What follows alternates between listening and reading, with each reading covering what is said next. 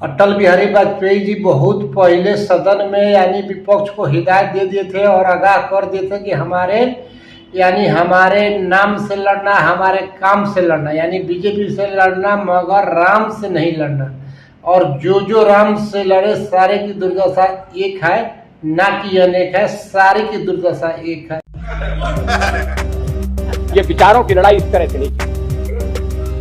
और प्रधानमंत्री को याद होगा, मैंने प्रधानमंत्री को कहा था उस दिन, गृह मंत्री भी बैठे थे, कि बीजेपी से आपको लड़ना है एक दिन, मगर राम से मत लड़िए। मगर बीजेपी से लड़ने का ये तरीका नहीं कि प्रतिबंध लगा दो, उसकी मान्यता वापस कर लो, उनको चुनाव लड़ने से वंचित कर दो। अरे विचार का मुकाबला विचार से करो। अरे 3 काफी थे।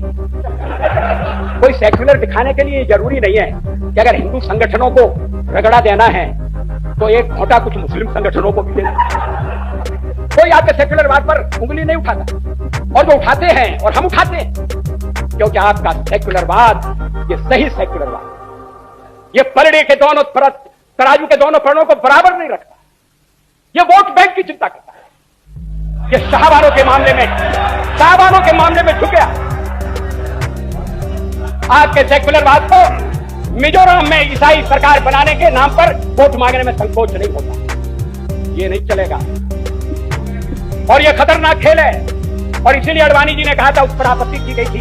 अडवाणी जी ने कहा देश में जो कुछ हो रहा है उससे मेरी पार्टी को लाभ होगा मगर देश को नुकसान हो सकता है। लोगों ने कहा कि आप तो ऐसा काम करेंगे जो देश को नुकसान पहुंचाएगा। उन्होंने कहा नहीं, हम नहीं करना चाहते। लेकिन ये खेल एक तरफा नहीं चलेगा।